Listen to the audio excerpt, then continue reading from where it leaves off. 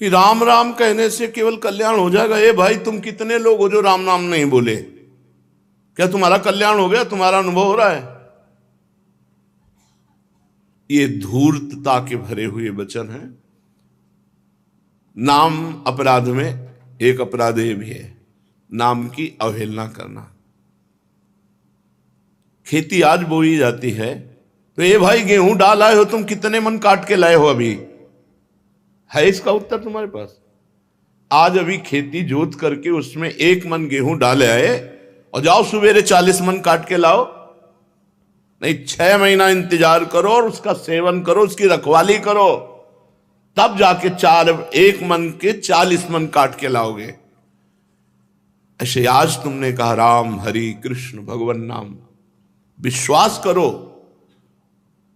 विश्वास करो, ये अमोघ फल। जब एक छोटी सी अपवित्र क्रिया, पाप कर्म जिसकी सत्ता नहीं है, वो कई जन्मों बाद दंड देती है। भीष्म जी कह रहे 100 जन्म तक मैं देख रहा हूं। बोले आगे देखो। क्या? एक सांप को धनुष की नोक में उठा करके कांटे के पेड़ में डाल दिया और कई दिन तक वो तड़प तड़प करके फिर मरा, तो तुम्हें 6 महीना बाणों की 100 जन्म का पीछे का पाप भीष्म जी को अखंड ब्रह्मचारी महाभागवत ये दंड दे रहा है। पाप कर्म नहीं नष्ट हुआ जो असत है, फिर सत राम बोले और वो व्यर्थ चला जाएगा। क्या ढोंग और पाखंड से जीवन व्यतीत करने वाले, भगवान नाम की अवहेलना करने वाले, ये राम नाम तो बोलते हैं जैसे कालने में बोला, लेकिन उसे राम पर प्रीति नहीं, श्रद्धा नहीं है, तो भी हनुमान जी जैसे महाभागवत के हाथ से परम पद की प्राप्ति हुई। तुम अवहेलना करते हो राम नाम की, भगवान नाम की तुम महिमा को। वैसे ही जनता में कलयुग का प्रभाव दौड़ रहा है। एकमात्र केवल नाम भगवान व्यासदेव जी से बढ़कर है। कृतयुगे ध्यायते विष्णु त्रेतायाम यजते मकई द्वापरे परिचर्यायाम कलौ तद्धरि कीर्तनात्। हरिनाम राम नाम कृष्ण नाम राधा नाम, नाम मात्र कलयुग केवल नाम अधारा। सुमिर सुमिर नर उतरहि पारा, नाम लेत भव सिंधु सुखाही करहु विचार सुजन मन मान। भेष बदल लेने से कोई महात्मा नहीं हो जाता। जो भगवान के नाम की अवहेलना करे, धाम की अवहेलना करे, रूप की अवहेलना करे, लीला की अवहेलना करे, वो छुपा हुआ कपटी दंभी पाखंडी है। वो भगवान नाम जापक महात्मा नहीं है। आज तक कोई सिद्ध हुआ हो बिना भगवान नाम के तो हमें प्रमाण दे। कोई भी, चाहे ज्ञानी हो, चाहे भक्त हो, चाहे योगी हो, शनकादि से बढ़कर के कोई ज्ञानी और योगी नहीं। सिद्ध योगी हर समय 5 वर्ष की अवस्था में योग के द्वारा काल को अधीन किए हुए वो भी बोलते रहते हरि शरणम हरि शरणम हरि शरणम। भगवान शंकर सती जी को समझाया कि सच्चिदानंद भगवान राम है, तुम इन्हें राजकुमार मत समझो। नहीं समझ में आया, बोले जाओ परीक्षा ले लो। जो तुम्हारे मन अति संदेहु तो कि जाए परीक्षा। फिर क्या करने लगे? अस कही जपन लगे हरि नामा, नाम जप करने लगे। भगवान शिव नाम जप करते हैं। कौन ऐसा जगत में है जो अध्यात्म की ऊंचाई पर चढ़ा हो और नाम जप न करता हो? कैसे अविश्वास जागृत कर रहा है कि भाई तुम सबने राम राम बोला, तुम्हारा हो गया कल्याण, तुम मुक्त हो गए। क्या समाज पर प्रभाव पड़ेगा? हो गया। जिस दिन यमराज के पास हिसाब होगा, एक राम नाम भारी पड़ जाएगा। एक किसान खेती करता है 6 महीने, एक एक कर्म कई कई जन्म तक पीछे पड़ा रहता है। एक केस अभी करो 10 साल मुकदमा चला, इसके बाद फांसी और उसकी सजा हुई। भगवान नाम का तुरंत आनंद मिलेगा, पर पहले पाप तुम्हारे नष्ट हो, इतना नाम जप करो। अगर एक बार वो हरि बोला, राम बोला, कृष्ण बोला, राधा बोला, तो भारी पड़ जाएगा हिसाब यमराज के। कई बार कथा सुना चुके इसकी। भगवान नाम की महिमा, कैसी धूर्तता बढ़ रही है, कैसी धूर्तता बढ़ रही कि सदग्रंथ भरे पड़े हैं। कहूं कहां लग नाम बढ़ाई, राम न सकहि नाम गुण गाई। सुमिर पवन सुत पावन नामू, अपने बस करी राखे आई। नहीं सुनना चाहिए चाहे कोई भी हो, जहां नाम रूप लीला धाम चार की अवहेलना हो रही हो, वो कोई भी साधु साधुता के पथ पर नहीं चल रहा है, वो भ्रष्ट हो चुका है। नहीं, जहां बड़े बड़े ज्ञानी महात्मा सुखदेव जी जैसे भगवान की लीला नाम महिमा का, इसी में तो लिखा है भागवत में, नाम संकीर्तनम यस्य सर्व पाप प्रणाशनम, जगह जगह लिखा हुआ है। वाणी गुणानुकथने श्रवणौ कथायाम, आपकी वाणी भगवान नाम कीर्तन करे, भगवान की महिमा का गान कर रही, कान कथा सुन रहे, बड़ा मंगल हो रहा है। आज के बिना गुरु के चरणों की आराधना किए, बिना भजन किए जो प्रवचन करते हैं ना, चाहे संत वेश में चाहे हो, ये सब मिटिया मेट करते हैं धर्म ग्रंथों के आंतरिक भावों को न जान करके। इसलिए बहुत श्रवण इंद्री को संभाल के रखना चाहिए। एक सेकंड में श्रद्धा खत्म हो जाती, क्योंकि ऐसी श्रद्धा नहीं है, कलिकाल है। भगवान नाम में श्रद्धा न रही, भगवान में श्रद्धा न रही तो रहेगी किसमें? एकमात्र भगवान का नाम सर्वोपरि, उसी से सबका कल्याण हुआ है। बड़े बड़े सिद्ध हुए हैं भगवान नाम में। बेटा राम राम कहो, पैर पड़ा स्वामी श्री रामानंद जी का और कबीरदास जी ने कहा राम राम गुरुदेव, पकड़ लिया राम राम राम राम, और ऐसे सिद्ध हुए हैं, ऐसे चमत्कार, ऐसी महिमा, साक्षात भगवान के स्वरूप हो गए कबीरदास जी। आप खुद अपने जीवन को देखो, जिसने नाम जपना शुरू किया, क्या जीवन का परिवर्तन नहीं हुआ? 100% गिरे हुए वृत्ति को अगर हम 2-4% सुधार पाए तो बहुत बड़ी बात हो गई, क्योंकि अनंत जन्मों से जहां हम गिरने में लगे थे, वहां आज उठने लगे हैं। और परिणाम तो हम वृंदावन की भूमि से बैठ के कह रहे हैं, एक बार जिन नाम लिया, शर्त है हित सो होए अति दीन, ताको संग न छाणही, प्रभु अपनो करी लीन। एक नाम त्रैलोक कहीं तारे, जो न ले सो जन्म ही हारे। एक एक बार का नाम ही काफी पड़ जाएगा। क्या समझते हो आप? कैसे काफी पड़ जाएगा? जैसे कुछ भजन पूर्व में हुआ होगा, भजन ने सौभाग्य दिया, ब्रह्म ऋषि के यहां जन्म दिया, बाल्यावस्था से संसार से वैराग्य दिला। जिस समय खेलने का समय होता है, कोई ज्ञान ही नहीं होता, धर्म क्या होता, सत्य क्या होता, भगवान क्या होता, किधर चलना चाहिए, क्या, वो भजन आज यहां तक कौन? भगवान का नाम।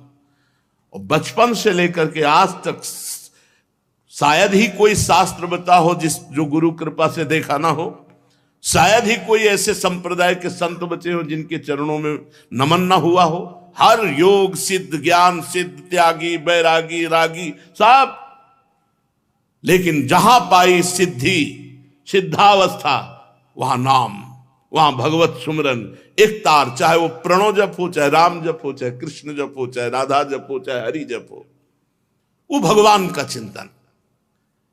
ये हम ऐसे नहीं भगवान नाम की गर्जना करते हैं, हमारे शास्त्र, हमारे बड़े बड़े महापुरुष इसी में सिद्ध हुए। नाम की निंदा करने वाले तुम कौन हो? चल देना चाहिए। रोम रोम में भगवान का नाम जाग। महाराष्ट्र के संतों के चरित्र पढ़ो, चरण रख देते थे तो वो भूमि बोलती थी विठ्ठल विठ्ठल विठ्ठल। मानोगे? कंडा थाप दिया तो कंडा कान में लगा तो बोलता विठ्ठल विठ्ठल विठ्ठल। शरीर छूट गया तो हड्डियां ढूंढी गई, कौन सी है तो बोले उनकी हड्डी कान में लगा के देख लो, नाम चल रहा होगा। शरीर छूटने के बाद चोखा मेला जी की हड्डी से निकल रहा था विठ्ठल विठ्ठल विठ्ठल। क्या जानोगे संसार के राग में, भोगों में फंसे हुए, क्या जानोगे भगवान नाम की महिमा? भगवान के महान नाम में इतनी सामर्थ्य है जो भगवान की सामर्थ्य से भी ज्यादा है। भगवान अवतार लेकर के गिने चुने लोगों का उद्धार करते हैं, और नाम तो असंख्यों का उद्धार कर चुका है और करता रहेगा। नाम से बढ़ करके कुछ नहीं त्रिभुवन में। हमारे प्रियालाल नाम जप करते हैं, वो कोई साधक है क्या? प्रियालाल नाम जप करते हैं। लालजू हरि रसना राधा राधा रट, जपत हरि विवस तव नाम प्रतिपद विमल, मनसि तव ध्यान ते निमिष नहीं तरिबो। हर समय हरि क्या जपते? राधा राधा राधा, और ध्यान का करते? राधा रूप का। श्री लाडली जो अश्रु प्रवाह करते हुए श्याम श्याम ऐसे जपते, और लालजू राधा राधा राधा, और सियाजू राम राम। देखो ना अशोक वाटिका में, नाम पाहरू दिवस निशि, ध्यान तुम्हार कपाट। हर समय राम जी का ध्यान कर रहे और जप रहे राम राम राम। और राम जी हनुमान जी से खबर भेज रहे, तत्व प्रेम कर मम अरु तोरा, जानत प्रिया एक मनु मोरा, सो मन सदा रहत तोहि पाही, जान प्रीति रस इतने ही माही। मेरे मन की स्थिति क्या है? आपके प्रेम में इतना डूबा हुआ है कि मेरे पास मेरा मन नहीं रह गया, वो आपके पास है। मेरे प्रेम की बात तो केवल मेरा मन जानता है, और हे सियाजू वो मन आपके पास है, बस इतना संकेत में समझ लो। और स्थिति क्या है? हे खग हे मृग मधुकर श्रेणी, तुम देखी सीता मृग नयनी। सीता जी का ध्यान सीता जी का नाम पर, और राम राम राम राम राम जी का ध्यान, इधर राधा राधा राधा राधा जी का ध्यान, उधर श्याम श्याम श्याम श्याम जी का। जब इष्ट जप रहे हैं परस्पर नाम, तो साधक उनका दास पता नहीं कौन सा ज्ञान हो गया है। इसलिए हमारी प्रार्थना है, सत्संग भी बहुत संभल कर सुनना चाहिए, नहीं तो सुनने का प्रभाव पड़ता है। आप 100 दिन श्रद्धा बनाए, एक कहां गए थे सत्संग सुने, अरे सब रुपए का मामला है, सब पैसा कमाने का खेल है, खत्म खेल, गई श्रद्धा एक क्षण में। इसीलिए जाके संग कुमति मति उपजय, करत भजन में भंग, तजोरे मन हरि विमुखन को संग। वृत्ति को भगवदाकार करना केवल नाम में सामर्थ्य है। हम बहुत बड़े बड़े सिद्धों से मिलकर बात किए, बड़े बड़े महापुरुषों के चरणों में बैठकर, ज्ञानी महापुरुषों के चरणों में बैठकर, हाँ ये है, कोई प्रणव जप रहा है, कोई भगवान, ये भगवान के विविध नाम हैं। श्रवणेंद्री को बहुत संभाल के रखना चाहिए। भगवान नाम की निंदा कर रहा है, अब वो क्या जीवन में प्राप्त करेगा? क्या जीवन में, जिस नाम के बल से, कौन से एक बहुत ही गरीब परिवार है, केवल राम जी, पत्नी आप हैं, पर संत सेवा में बड़ी। जिसको ठाकुर जी से प्रीति होगी उसे संतों से प्रीति होगी, और जिसे संतों से प्रीति है वो ठाकुर जी से जरूर प्यार करेगा। अब उनके यहां जब कोई संत आते तो मेहनत मजदूरी करके वो जीते थे, वो किसी सेठ बनिया से कुछ उधार ले लेते, संतों को पवा देते, फिर मेहनत मजदूरी करते, पैसा देते। एक दिन बहुत बड़ी मंडली आ गई जिसमें सैकड़ों की संख्या में संत थे, नाच पड़े, पर सैकड़ों संतों को कैसे पवावे गरीब आदमी। तो किलो 2 किलो तो कोई उधार दे देता था, लेकिन जहां एक मन की बात आई तो एक था जो बड़ा स्वार्थी प्रवृत्ति का था।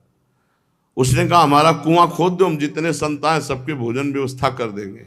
नाम की महिमा लिखित बात है, कोई अब दृष्टांत नहीं दे रहे। भक्तमाल उठाकर कुबा केवल राम जी का चरित्र देखो, और भक्तमाल के रचयिता त्रिकाल सिद्ध महापुरुष गुरु के आदेश से श्री नाभाजी महाराज, अगर उनकी बात पर संशय करे तो उससे बड़ा नास्तिक कौन हो सकता है? गुरु कृपा से क्या नहीं हो सकता, कहो कृपा से कहा ना होई। उनके गुरु ने आशीर्वाद दिया, जिस महापुरुष का चिंतन करोगे आके चरित्र बता जाएगा। अब ऊपर से माटी और पूर दी गई, समाधि लग गई। वो स्वार्थी आदमी कुछ चंद रुपए चंद भोजन सामग्री दे दी, पत्नी दुखी तो हुई, पर चलो क्या भगवान की लीला मानकर 1 महीना व्यतीत हो गया। वहां से राजा की सवारी निकली, वहां थोड़े वृक्ष थे, कुछ क्षण रुके तो उनको आवाज सुनाई दी, राम राम। तो उनका यार आवाज है, कोई दुख में है, आवाज को ढूंढो। सैनिक तुरंत खोज के तो आवाज भूमि से, बोले महाराज आवाज तो इधर भूमि से आ रही। कान लगा के सुना, राम राम। लोगों से पूछा यहाँ, बोले हाँ अभी 1 महीने पहले की बात है, यहाँ कुआं खोद रहे थे केवल राम जी और वो फट गई रजर। तुरंत सैनिक लगाए, खोदो। अब वो तो राज आज्ञा, तो हर व्यवस्था से तुरंत लगे। थोड़ा समय लगा, खोदते हुए जब पहुंचे तो जैसे गुफा बन जाए, एक गुफा बन गई थी। उसमें आराम से बैठे थे, थोड़ा भार पीठ में लगा तो कुआं थोड़ा सा ऐसे निकल आया था, और सामने शीतल जल झारी और सुंदर भोजन, चिदानंद भोजन, न लघु शंका लगेगी न सोच। एक नाम का प्रताप। और सही बात, भगवान शंकर रा कह के जहर पी गए और माख से पैक कर दिया, यही गले में रुक गया। तुम रोक के दिखाओ 1 बूंद, पूरा हलाहल जहर नाम के प्रताप से। ये कोई कहानियां नहीं। अच्छा दुनिया कहानियां समझे, हम तो छाती की बात कहते, पूरा जीवन इसी में है और इसी में है, इसी में है, तब उसी के अनुभव की बात कहते हैं। हम कोई प्रवचन केवल नहीं कर रहे, छाती के अनुभव की बात करते हैं। और जिनको नाम का भरोसा ना हो ना, अपने को समझते हो ना, आओ थोड़ी देर बैठ करके हमसे बात करो, बात करो, हम तुम्हें अपनी दृष्टि से देखेंगे। अगर तुम्हारी समझ में ना आ जाए कि नाम क्या चीज है तो बताना हमको। दृष्टि अलग अलग होती। तुम खिलवाड़ मत समझो नाम जापक को, खिलवाड़ मत समझो भगवान के नाम को।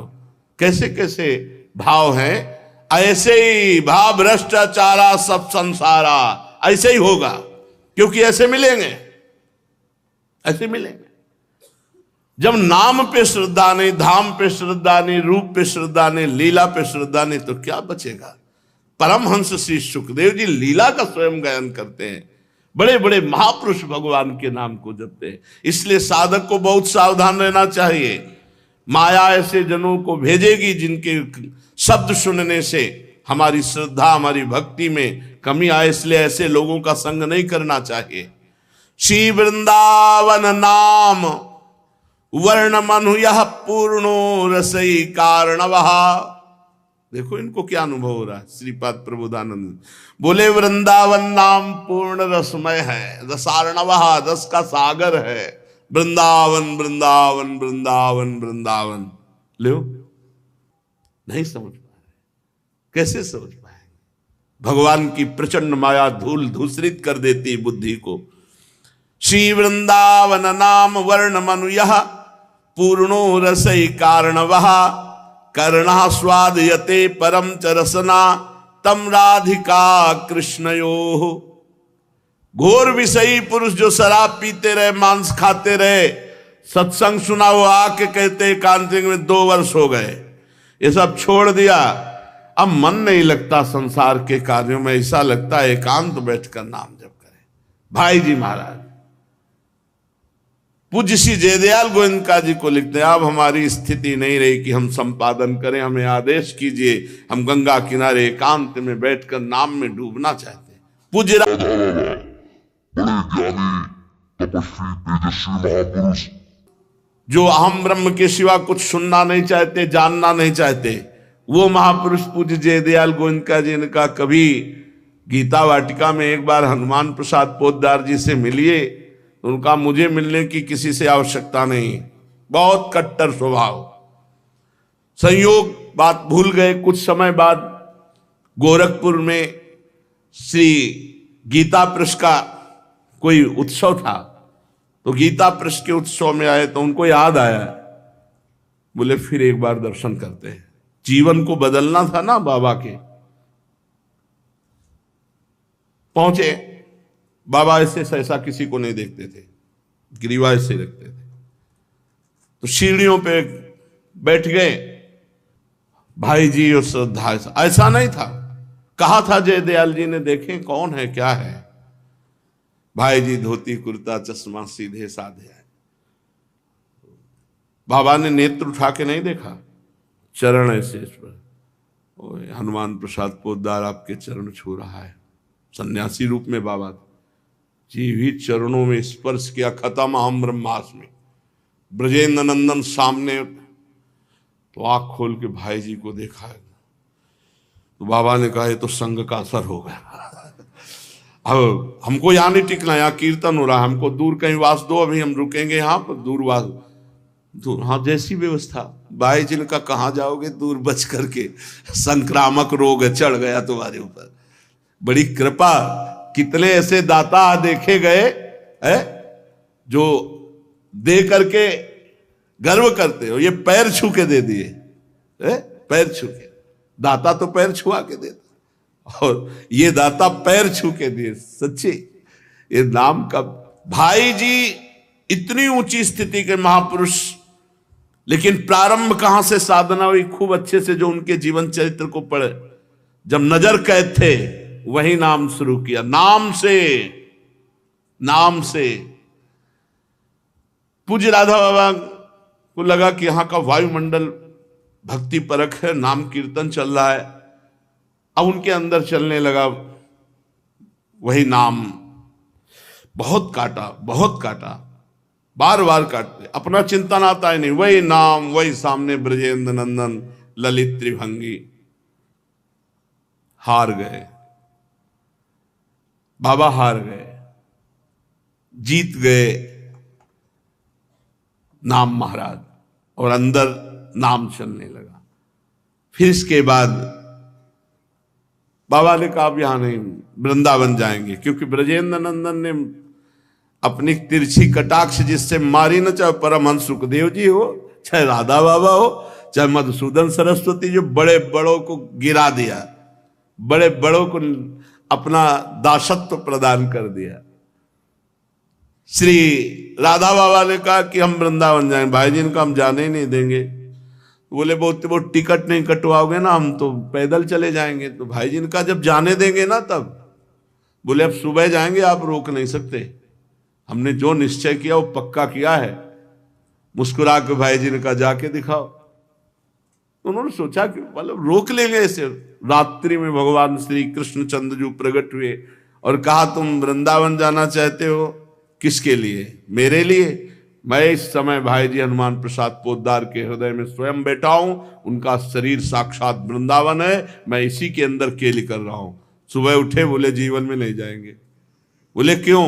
बोले आजीवन वृंदावन का जो वास का जैसे संकल्प लेते हैं, हम आजीवन आपके शरीर के साथ का संकल्प लेते हैं। जहां आपका शरीर वहीं मैं रहूंगा, बस। फिर जुगल नाम चलाया, राधा कृष्ण राधा कृष्ण राधा कृष्ण। फिर आगे जब और तो बस फिर राधा राधा राधा राधा राधा। इसीलिए उनका नाम राधा ही बाबा पड़ गया। जो नाम की महिमा पे बोले, हमें तो सबसे ज्यादा लगा कि सुनने वालों के दुर्भाग्य है, इनकी निष्ठा खत्म हो जाएगी और ये कहां फिर उद्धार इनका कहां होगा? कहां होगा उद्धार? ये लीला में प्रवेश पाएंगे, ये ब्रह्म चिंतन करेंगे। ब्रह्म चिंतन क्या होता है? कोई चिंतन ना होना। जैसे गाढ़ निद्रा, सुषुप्ति, कोई चिंतन नहीं, ऐसे वो ब्रह्मबोध संपन्न महापुरुष होता है। न सचिंतन ना सचिंतन, क्योंकि चिंतन का विषय अंतःकरण है, स्वरूप नहीं। वो अंतःकरण को रद्द कर देता है। चिंतन रहित का कोई वृत्ति ही नहीं उदय होती। शांत, तभी तो शांत शब्द है। ज्ञानी में क्या है? शांत रस। कैसे? गुरुजनों की लंगोटी नहीं धोई, ब्रह्मबोध संपन्न महापुरुषों की चरण धूलि माथे पे नहीं डाली, कैसे शास्त्रों को समझेंगे? नित्याकरणन वर्णन रथ तदंगारहात्मनाम तत्पदाम भोजो प्रेम भृताम जानत इहि प्रेक्षे पिन्नात्यो रसहा। जो वृंदावन की महिमा सुनता है, वृंदावन नाम रटता है, वृंदावन नाम सुनता है, उसे श्री राधा कृष्ण की प्राप्ति होती है। और खास बात, जो वृंदावन वास करने वाले हैं, उनके चरणों की यदि सेवा नहीं बनी, उनका संग नहीं हुआ, तो वृंदावन के नाम में और वृंदावन धाम में रति नहीं हो सकती।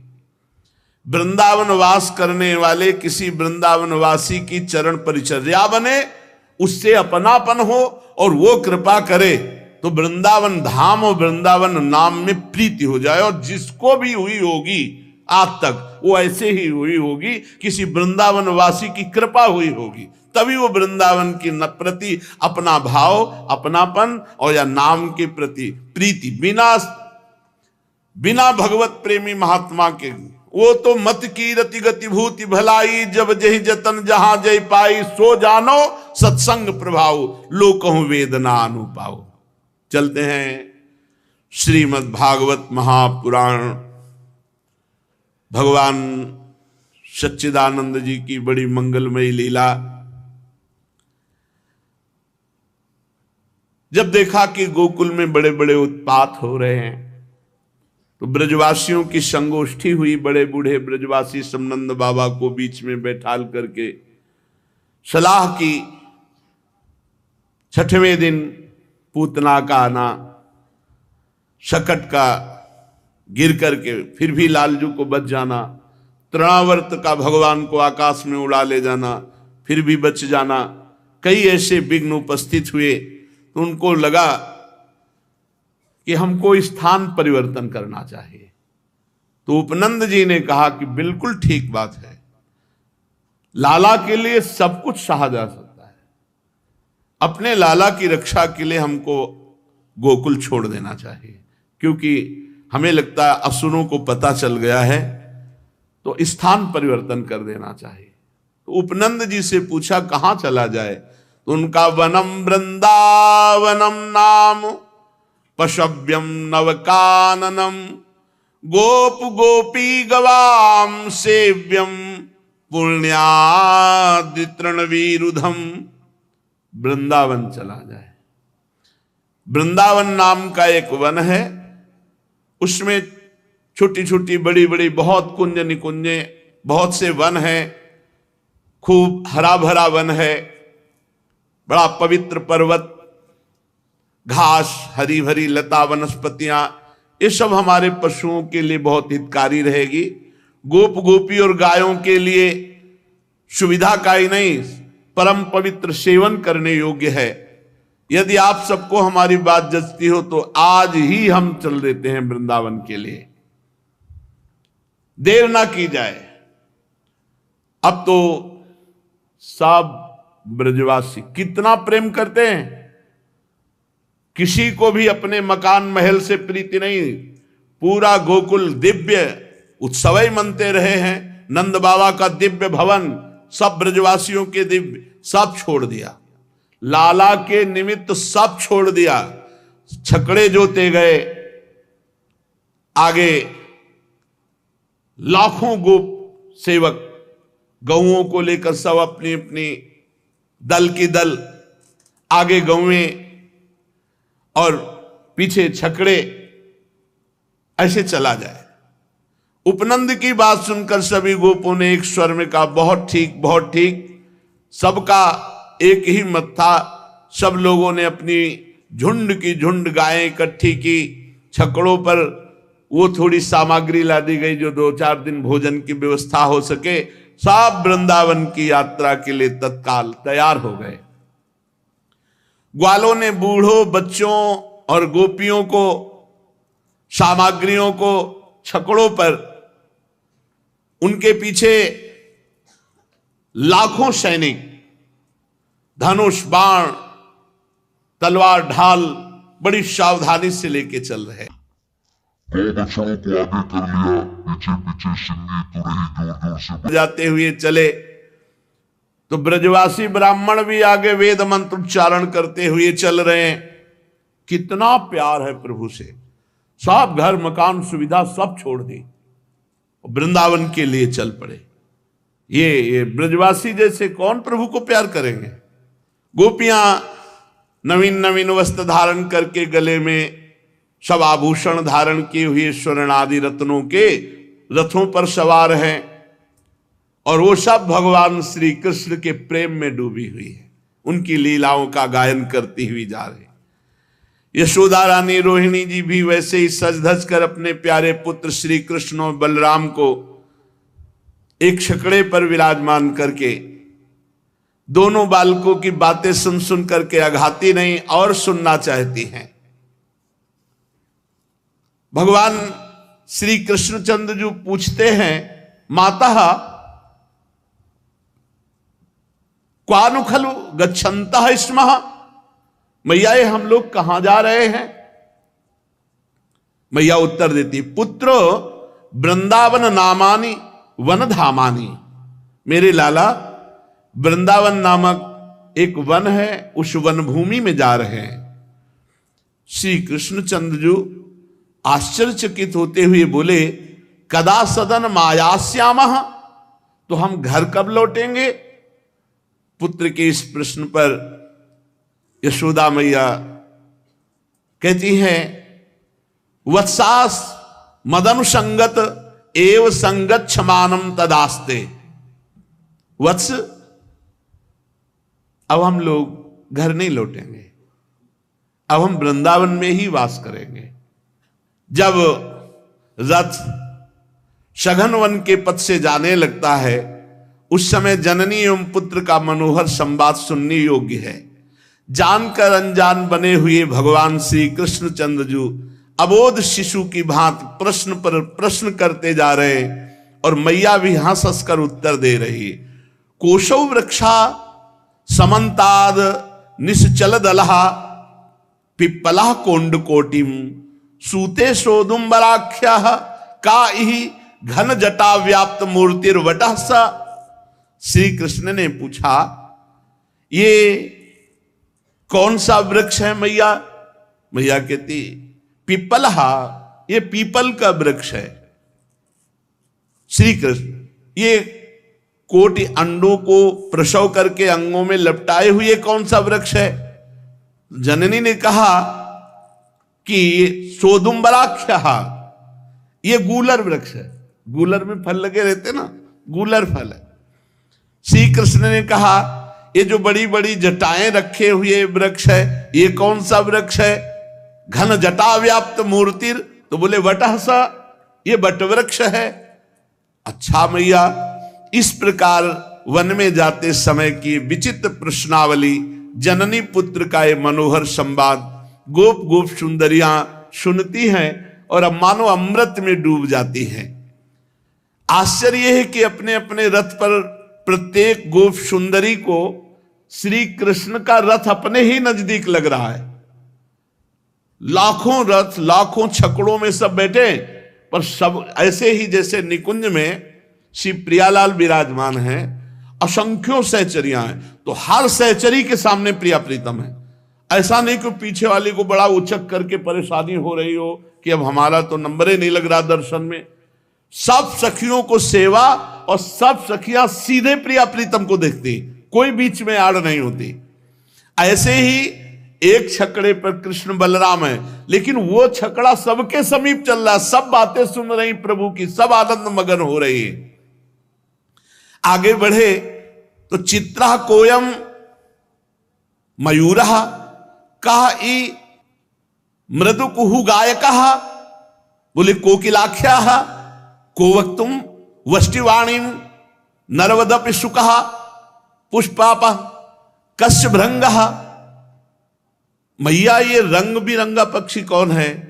लाला, ये मयूर है। अच्छा मैया, तो ये कुहू कुहू कर बहुत मधुर गाने वाला कौन है?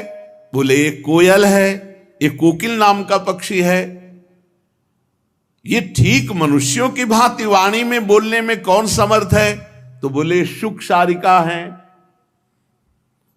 ये पुष्पों का पराग पीने वाला कौन है? इसे भ्रमर कहते हैं।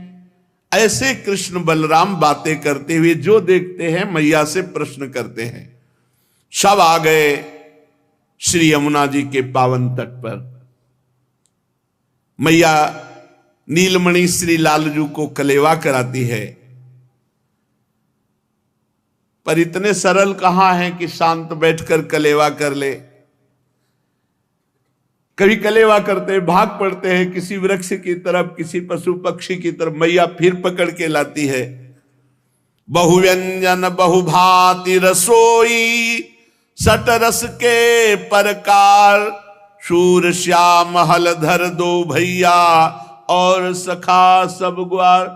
भाग क्यों पड़ते, सब सखाओं को बुला लिया, फिर एक साथ बैठकर भगवान भोग आरोग रहे हैं। सकट ऐसे मंडलाकार खड़े किए गए हैं और बीच में सब बड़े सुंदर सुंदर शिविर कपड़े के ऐसे जिनमें सब शयन कर सके। सकट समूह क्रमशः कालिंदी यमुना जी के तट पर ऐसे लगाए गए हैं मानो कोई पहाड़ हो, श्रेणीबद्ध यमुना के तट पर, क्योंकि सब नवीन नवीन भी गोप बालक हैं, कोई जंगली पशु ना आ जाए। और हजारों सैनिक लाखों की संख्या में धनुष बाण तलवार ढाल लिए हुए सकट के पहले वो खड़े हुए हैं। ऐसा लग रहा है कैलाश पर्वत विराजमान हो गया। इतने सुंदर सुंदर शिविर लगे हुए हैं, सकट हैं, आसपास सब सैनिक है और बड़े बलवान गोप बड़ी सावधानी से वीरासन में बैठ करके सबकी रक्षा करें। ऐसा प्रतीत होता है मानो सैन्य बल ही मूर्तिमान विराजमान हो। आकाश से भी कोई नहीं आ सकता, पृथ्वी की तरफ से भी कोई आक्रमण नहीं कर सकता। ऐसे वीरासन में बैठे हुए दिव्य धनुष बाण लिए हुए सब सावधान हैं। यमुना पार होने की व्यवस्था के लिए पहले ही नावों की व्यवस्था की गई है। बाबा ने पहले से व्यवस्था रखी। अब रात में सब वहां शयन कर रहे हैं। 4 पहर विश्राम किया। चारों ओर वस्त्रों के जो गृह तंबू हैं, अगणित चंदोए हैं, सब सुंदर सुंदर दुग्ध फेन की तरह गद्दे तकिया, सब राजसी व्यवस्था, मानो वस्त्रमयी पूरी हो। बाबा के सब ब्रजवासी और गायें जो छकड़े के अंतर्गत शिविर हैं उनमें तो सब जन हैं। और एक और सैनिकों की व्यवस्था की गई जो रथों के द्वारा घेरे गए, उनमें गाँव लाखों करोड़ों गौएं। यत्रादौ प्रथमागतः कतिपय तस्थौ गवाम संहति तत्रैव क्रमतः समेत सनकर वृद्धिम प्रयांतिम ततः। अब यहां गौ दोहन उतने जितने से प्रयोग हो जाए, क्या सब बछड़े पिए, क्योंकि दही जमाना मंथन करना ये तो सब रास्ते में थोड़ी हो सकता है। मत गयन शाण, वो तो अपनी पैरों से, और फिर रम्हाना, बलि, सब ये शाण आदि बछड़े आदि ये बड़े बलवान हैं। वृद्ध गोप बड़ी सावधानी से उतना ही दूध निकाला जो पूरी समाज को। ब्रजेंद्र, उपनंद, अभिनंद, सनंद, नंदन ये विशिष्ट हैं, पूरी मुखिया हैं ब्रजमंडल के। ये सब निरीक्षण करने में लगे हो, किसी को कोई परेशानी तो नहीं है, किसी को कोई आवश्यकता हो, ऐसे। अब यमुना जी में सहस्त्रों नामें इकट्ठा कर ली गई। आदेश हुआ नंद बाबा का, तो पहले से व्यवस्था थी। श्री यशोदा मैया ने प्रातःकालीन श्री बलराम जी को, श्री कृष्णचंद्र जी को और सब छोटे छोटे जो भगवान के सखा हैं सबको बाल भोग मिष्टान आदि पवाया और गोद में ले लेकर के सब नाव में बैठ जाते हैं। ब्रजेश्वरी श्री रोहिणी जी श्री कृष्णचंद्र जी को एवं यशोदा मैया बलराम जी को गोद में लेकर के सुंदर नाव से यमुना जी के दर्शन करते हुए पार होते हैं। पार होते ही भगवान श्री कृष्णचंद्र जी तो खेलने लगते हैं। फिर मैया रुकी, नहीं ये यात्रा है, कहीं इधर उधर ना चले जाना, यहां जंगली पशु हैं। गोद में उठा लेती है। गोप रमणिया नाव में बैठकर मंगलमय गान करते हुए पार होती हैं। फिर समस्त वृद्ध वृद्ध के जो गोपजन हैं उनको, जवान जवान गोपजन सब गौओं को यमुना जी ऐसे ही, गौएं तैरना जानती है, चाहे छोटा बछड़ा भी वो भी तैरना जानता है, सब गौएं पार की गई। अब धीरे धीरे श्री वृंदावन की तरफ आ रहे हैं। गायों को जो दूध नहीं देती है ऐसे छोड़ देते हैं, बछड़े बैल छोड़ देते हैं। रात्रि में ऐसे लोग जो इनका अहित करते हैं वो लोग घूमते रहते हैं, गाड़ी में चढ़ाया और बद स्थान में ले जाते हैं। जो ऐसे तो प्लास्टिक खाती हैं गौएं, इधर उधर पड़ी वस्तुएं पाती हैं और फिर उनके उदर में वो सब विकार, फिर वो मर जाती हैं। हमें लगता है गांव में हमने देखा कि पहली रोटी गाय के लिए बनती थी, हर घर में बनती थी। अगर महीने में 100 रुपये भी गौ सेवा के लिए निकाले एक एक लोग, तो हमारी गायों की दुर्दशा न हो। जहां गौशाला हो वहां पहुंचा दें, या ऐसे गौशाला बनाए जिसमें 4 लोग सेवा कर सके गौओं की। तो अब लोग वो गाय ज्यादा रखते हैं कि 50-60 रुपया लीटर जा रहा, 20 लीटर हुआ तो इतना हो गया। और गौ कृपा की बात नहीं सोचते कि अगर गौ की सेवा करेंगे जब भगवान ने की तो कौन सी धनराशि कमी रह सकती। सच्ची मानो, गऊ का दूध एक आदमी को पियाओ, एक को भैंस का पियाओ पक्का। और फिर भैंस वाले को देखो तो मोटा आपको भैंस वाला मिलेगा, गऊ वाला तो मोटा नहीं मिलेगा, लेकिन उछाली गऊ वाले में होगी, तेजस्विता गऊ वाले में होगी। भैंस वाले में वो तेजस्विता नहीं होगी, उसमें चर्बी चाहे भले बढ़ जाए, मोटापा तो आ जाएगा लेकिन उसको उछाली नहीं आए। अच्छा, दूध रख के देखो दोनों का, तो गाय के दूध में आपको स्वर्णिम कांति मिलेगी, शुद्ध देसी गाय के दूध में स्वर्णिम कांति मिलेगी। भगवान गौ सबसे पहले वृंदावन में आगे गौएं, गोप लोग आसपास से घेरे हुए तुमुल नाद करते हैं और गौओं को आगे बढ़ने की प्रेरणा देते हैं। गायें अपने बछड़ों को चाटते हुए देखते हुए बड़े आनंद से आगे बढ़ रही हैं। असंख्य गो बछड़े हैं, सब निशंक यमुना जी के पार हुए।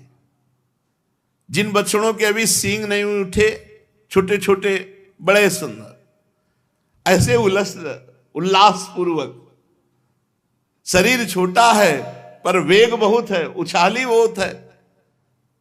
बड़ा सुख मिलता है जब गाय को ऐसे गले लगा के से, लेकिन मर कहीं हो तो मत लगा गले, हाले वो सींग मार देगी। बहुत सीधी कोई कोई गाय होती है तो जैसे ऐसे दुलार करो ना तो एक भागवती का आनंद मिलता है, लेकिन संभाल के भागवती का आनंद लेने के चक्कर में किसी ऐसी गाय को गले मत लगा लेना जो मारती है। वो पुच्छ ऊपर उठा करके बछड़े जब भागते तो भगवान को बैठे छकड़े में अच्छा नहीं लगता, वो भी उनके साथ खेलना चाहते थे, क्योंकि ये सब भगवत स्वरूप। जानते हो भगवान के समय की गाय कौन थी? श्रुति, वेद की ऋचाएं गौओं का रूप धारण किए हुए थी। गाय आगे, बीच में बछड़े, और जो नवप्रसूत बछड़े अभी नए नए तो वो तैर नहीं सकते, तो विशाल बलवान गोप अपने कंधों पर लेकर उन्हें नाव में बैठ करके ऐसे पार करते। श्री कृष्ण चंद्र बलराम अपने विशाल सकट पर ब्रजेश्वरी और रोहिणी के पार्श्व में गोधन को देख रहे हैं, यमुना जी को देख रहे हैं, ऐसे देख रहे प्रेम नेत्रों से मानो प्रथम बार देखा हो। आनंद का पार नहीं है। अपने कर कमल को नचा नचा करके कभी रोहिणी मैया, कभी यशोदा मैया को, देखो मैया वो बछड़ा, देखो मैया वो यमुना जी कैसी, देखो मैया ऐसे। कभी एकदम मैया से छुड़ा करके भाग पड़ते हैं, माताएं उनके पीछे सजग हैं, भाग करके उनको पकड़ लेती हैं। धीरे धीरे वृषभों का दल सब कालिंदी के उस पार, सकट श्रेणी चल पड़ी। ब्रज सुंदरियां श्री कृष्ण यश गायन करते हुए जा रही हैं। राम श्याम तो मैया जरा सा असावधान होती रथ से कूद पड़ते हैं, अपने सखाओं की तरफ भागते, कभी गैया के, मैया सावधानी रखकर फिर भागती है, उनको पकड़ के लाती है। सुबल श्री दामाद सखा उच्च स्वर से जब आवाज करते हैं, भगवान भी आवाज करते हैं, एक दूसरे को बड़ा आनंद मंगल करते हुए श्रीधाम वृंदावन की तरफ आ रहे हैं।